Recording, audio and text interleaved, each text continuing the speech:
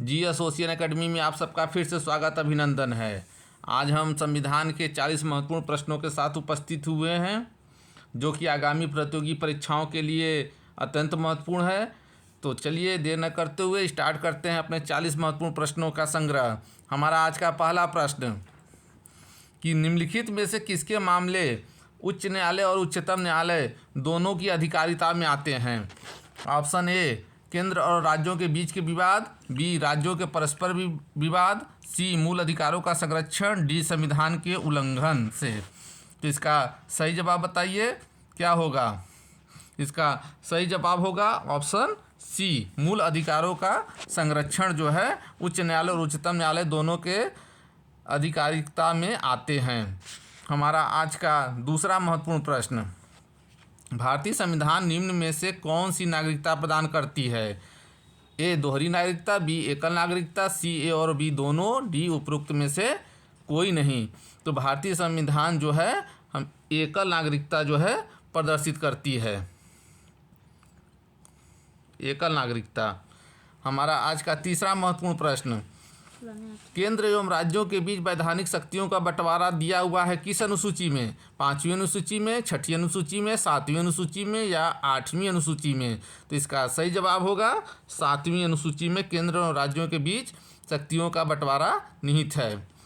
हमारा चौथा महत्वपूर्ण प्रश्न, मौलिक अधिकारों का संरक्षक कौन है। सर्वोच्च न्यायालय, संसद, राष्ट्रपति या प्रधानमंत्री। तो इसका सही जवाब होगा ऑप्शन ए सर्वोच्च न्यायालय जो है मौलिक अधिकारों का संरक्षक है। हमारा पांचवा महत्वपूर्ण प्रश्न, नीति निर्देशक सिद्धांत हैं वाद योग्य हैं, वाद योग्य नहीं है कि मौलिक अधिकार है, और डी उपरोक्त में से कोई नहीं है। तो इसका सही जवाब होगा कि नीति निर्देशक सिद्धांत जो है वाद योग्य नहीं होते हैं। हमारा अगला प्रश्न, कल्याणकारी राज्य की संकल्पना का समावेश भारत के संविधान में है। राज्य के नीति निर्देशक तत्वों में, चौथी अनुसूची में, मौलिक अधिकारों में या प्रस्तावना में। तो इसका सही जवाब होगा राज्य के नीति निर्देशक तत्वों में जो है कल्याणकारी राज्यों का संकल्पना है। हमारा अगला महत्वपूर्ण प्रश्न, निम्न में से किस एक की संस्तुति के आधार पर मूल कर्तव्यों से संबंधित प्रावधानों को भारत के संविधान में जोड़ा गया है। बलवंत राय मेहता समिति, आयंगर समिति, स्वर्ण सिंह समिति या ठक्कर आयोग। तो आपको बताना है कि मूल कर्तव्य किसकी अनुशंसा से जोड़ा गया था। तो इसका सही जवाब है स्वर्ण सिंह समिति। हमारा अगला महत्वपूर्ण प्रश्न, पंचायत राज व्यवस्था से संबंधित 73वां संविधान संशोधन के द्वारा किस अनुसूची को संविधान में जोड़ा गया है। 9वीं अनुसूची, 10वीं अनुसूची, 11वीं अनुसूची या 12वीं अनुसूची। तो 73वें संविधान संशोधन के द्वारा जो है 11वीं अनुसूची के द्वारा जो है पंचायती व्यवस्था को शामिल किया गया है। हमारा 9वां प्रश्न, नागरिकों के मूल कर्तव्यों की सूची भारतीय संविधान के जिस अनुच्छेद में दी गई है वह है अनुच्छेद 52, अनुच्छेद 51 क, अनुच्छेद 52 या अनुच्छेद 50। तो इसका सही जवाब होगा मूल कर्तव्य जो है अनुच्छेद 51 ए या 51 क में निहित है। हमारा 10वां महत्वपूर्ण प्रश्न, निम्न में से कौन सा भारत के संविधान द्वारा प्रत्याभूत मौलिक अधिकार है। शासन का अधिकार, संपत्ति का अधिकार, सूचना का अधिकार या समानता का अधिकार। तो इन चारों में से बताना है आपको कौन सा जो है मौलिक अधिकार है। तो समानता का अधिकार जो है एक मौलिक अधिकार की श्रेणी में आता है। हमारा अगला महत्वपूर्ण प्रश्न, भारतीय संविधान ने भारत को किस प्रकार वर्णित किया है। राज्यों और संघ क्षेत्रों का महासंघ, एक राज्यों का संघ, भारतवर्ष या एक महासंघी राष्ट्र। तो भारतीय संविधान ने, इसका सही जवाब होगा ऑप्शन बी एक राज्यों का संघ जो है भारत को कहा है, भारतीय संविधान में कहा गया है। हमारा 12वां महत्वपूर्ण प्रश्न, भारतीय संविधान के निम्नलिखित भागों में से किस एक में न्यायपालिका तथा कार्यपालिका के पार्थक्य का प्रावधान है। प्रस्तावना, मूल अधिकार, राज्य के नीति निर्देशक सिद्धांत या 7वीं अनुसूची। तो इसका सही जवाब होगा ऑप्शन सी राज्य का नीति निर्देशक सिद्धांत।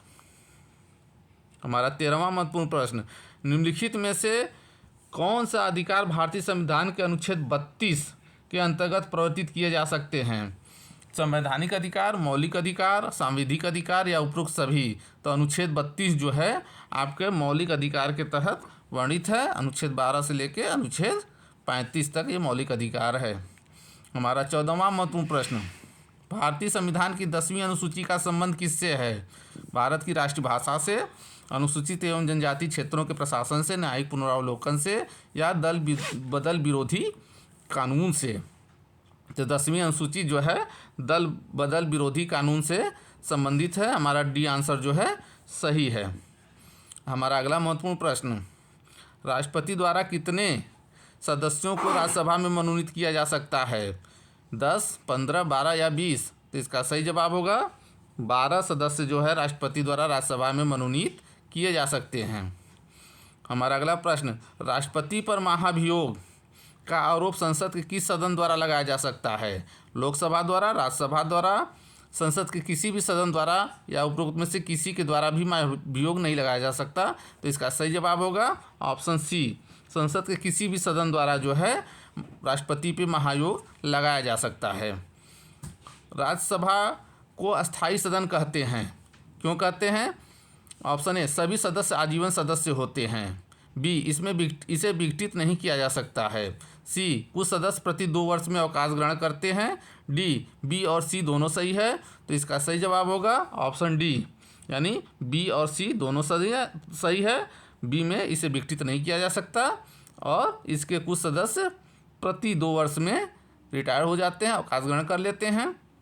हमारा 18वां महत्वपूर्ण प्रश्न, कि निम्नलिखित में से कौन लगातार 2 बार राष्ट्रपति रहे थे? Doctor Rajendra Prasad, doctor S Radhakrishnan, doctor Zakir Hussain या ए और बी दोनों? तो इसका सही जवाब होगा डॉक्टर राजेंद्र प्रसाद एकमात्र ऐसे राष्ट्रपति थे जो लगातार 2 बार राष्ट्रपति रहे हैं। हमारा अगला महत्वपूर्ण प्रश्न, भारत के राष्ट्रपति को यह अधिकार नहीं प्राप्त है कि वह क्षमादान करे, उच्चतम न्यायालय के न्यायाधीश को हटाए, आपातकाल की घोषणा करे या अध्यादेश जारी करे भारतीय संविधान का। तो इसका सही जवाब होगा ऑप्शन बी, ये अधिकार क्षेत्र जो है राष्ट्रपति में नहीं आता है, उच्चतम न्यायालय के न्यायाधीश को हटाने का। बाकी ये तीनों क्षेत्र जो हैं राष्ट्रपति के अधिकारिता क्षेत्र में आते हैं, क्षमादान का, आपातकाल की घोषणा का और अध्यादेश जारी करे जब सदन कार्रवाई में न रहे। हमारा 20वां महत्वपूर्ण प्रश्न, 73वां संविधान संशोधन क्या प्रावधान करता है? पहली बार पंचायती राज का, पंचायतों पर प्रशासकीय नियंत्रण हटाने का, पंचायत चुनाव की विधि में परिवर्तनों का या पंचायत चुनावों को आदेशात्मक तथा लोकसभा एवं विधानसभा चुनाव के समकक्ष बनाने का। तो इसका सही जवाब होगा कि 73वां संविधान संशोधन जो है ऑप्शन डी सही है, पंचायती चुनाव को आदेशात्मक तथा लोकसभा एवं विधानसभा चुनाव के समकक्ष बनाने का जो है प्राविधान करता है। हमारा 21वां महत्वपूर्ण प्रश्न, पंचायती राज सर्वप्रथम कहाँ परिवर्तित किया गया था या कहाँ लागू किया गया था? आंध्र प्रदेश में, उत्तर प्रदेश में, हिमाचल प्रदेश में या राजस्थान में? तो इसका सही जवाब होगा ऑप्शन डी, पंचायती राज व्यवस्था सबसे पहले जो है राजस्थान सरकार द्वारा लागू की गई थी। हमारा 22वां महत्वपूर्ण प्रश्न, पंचायती राज का प्रधान लक्ष्य क्या है? ग्रामवासियों के बीच प्रतिद्वंद्विता को बढ़ाना, चुनाव में लड़ने के लिए ग्रामवासियों को प्रशिक्षण देना, ग्रामवासियों में शक्ति विकेंद्रीकरण करना। डी, उपरोक्त में से कोई नहीं। तो इसका सही जवाब होगा ऑप्शन सी, पंचायती राज का प्रधान लक्ष्य जो है, मेन उद्देश्य जो है ग्रामवासियों में शक्ति का विकेंद्रीकरण करना है। हमारा 23वां महत्वपूर्ण प्रश्न, भारत में सर्वोच्च न्यायालय की स्थापना किस अधिनियम के तहत हुई थी? ए, सन 1950 में संसद में एक अधिनियम के द्वारा, भारतीय स्वाधीनता अधिनियम सन 1947 के अधीन। सी, भारत सरकार के अधिनियम सन 1935 के अधीन, भारतीय संविधान के द्वारा। तो इसका सही जवाब होगा ऑप्शन सी, भारत सरकार अधिनियम सन 1935 के अधीन जो है भारत में सर्वोच्च न्यायालय की स्थापना हुई थी। हमारा 24वां महत्वपूर्ण प्रश्न, भारतीय संविधान ने केंद्रीय सरकार की अधिशासी शक्तियों को किसमें निहित किया है? भारत के राष्ट्रपति में, भारत के प्रधानमंत्री में, केंद्रीय मंत्रिमंडल में या सभी में? तो भारतीय संविधान ने अधिशासी शक्तियों को जो निहित किया है वो किया है भारत के राष्ट्रपति में। हमारा अगला महत्वपूर्ण प्रश्न, सफलतापूर्वक कार्य करने हेतु पंचायती राज का पूरे सहयोग की जरूरत पड़ती है? स्थानीय जनता के, केंद्रीय सरकार के, नौकरशाही के या राजनेताओं के? तो पंचायती राज का सहयोग करने की जरूरत पड़ती है। स्थानीय जनता का सहयोग पंचायती राज के लिए अत्यंत महत्वपूर्ण है। हमारा 26वां प्रश्न, किसका सिद्धांत है कि व्यक्ति चाहे बदल जाए पर नियम नहीं बदलने चाहिए? निरंकुश राजतंत्र का, संवैधानिक सरकार का, अलिखित संविधान का या गणतंत्र का? तो इसका सही जवाब होगा संवैधानिक सरकार का। यह उद्देश्य है कि नियम नहीं बदलेंगे, व्यक्ति चाहे बदल जाए। हमारा 27वां महत्वपूर्ण प्रश्न, संसदीय प्रणाली वाली सरकार को अन्य किस नाम से जाना जाता है? अनुक्रियाशील सरकार, उत्तरदायी सरकार, संघीय सरकार या राष्ट्रपति सरकार? तो इसका सही जवाब होगा उत्तरदायी सरकार जो है आपका संसदीय प्रणाली वाली सरकार कही जाती है। ये उत्तरदायी होते हैं जनता के। भारतीय संविधान की व्याख्या की जा सकती है उदार, कठोर, उदार और कठोरता का मिश्रण, उपरोक्त में से कोई नहीं। तो भारतीय संविधान जो है उदार और कठोर का मिश्रण है, इसको याद रखिएगा। हमारा अगला प्रश्न, भारतीय संविधान की मूल संरचना के सिद्धांत का स्रोत क्या है? भारत का संविधान, न्यायिक व्याख्या, न्यायविदों के मत, संसदीय कानून? तो संविधान का मूल संरचना का सिद्धांत जो है वो है न्यायिक व्याख्या, याद रख रहिएगा। हमारा अगला महत्वपूर्ण प्रश्न, संविधान लागू होने के पश्चात निम्नलिखित में से कौन सा भारतीय संघ में आरक्षित राज्य था? आपको आरक्षित राज्य का नाम बताना है। दादर व नगर हवेली, लक्षद्वीप समूह, अंडमान निकोबार द्वीप समूह या सिक्किम? तो इसका सही जवाब होगा सिक्किम। हमारा अगला प्रश्न, राष्ट्रीय गान प्रथम बार कांग्रेस के किस अधिवेशन में गाया गया था? लाहौर अधिवेशन 1929, कलकत्ता अधिवेशन 1911, सूरत अधिवेशन 1907 या दिल्ली अधिवेशन 1947? तो इसका सही जवाब होगा ऑप्शन बी, कलकत्ता अधिवेशन 1911 में पहली बार राष्ट्रीय गान जो है कांग्रेस के अधिवेशन में गाया गया था। अब हम आते हैं राष्ट्रीय ध्वज के ऊपर से कुछ प्रश्नों को लिया गया है, क्योंकि आज़ादी का अमृत महोत्सव तिरंगा यात्रा निकल रहा है, तो इसके बारे में आप जानते भी होंगे। कुछ प्रश्न हैं, देख लेते हैं। राष्ट्रीय ध्वज में ऊपर से नीचे की ओर कौन सा रंग है? सफ़ेद हरा केसरिया, हरा सफ़ेद केसरिया, केसरिया सफ़ेद हरा या नीला सफ़ेद हरा? तो सब लोग जानते हैं कि इसका सही जवाब क्या होगा, हरा सफ़ेद और केसरिया सफ़ेद और हरा। ये जो है राष्ट्रीय ध्वज का जो है रंग है ऊपर से नीचे की ओर। हमारा अगला महत्वपूर्ण प्रश्न, राष्ट्रीय ध्वज में कितनी तीलियां पाई जाती हैं चक्र में? 24, 30, 20 या 25? तो इसका सही जवाब होगा 24 तीलियां जो हैं अशोक चक्र में भी हैं और हमारे राष्ट्रीय ध्वज के चक्र में भी है।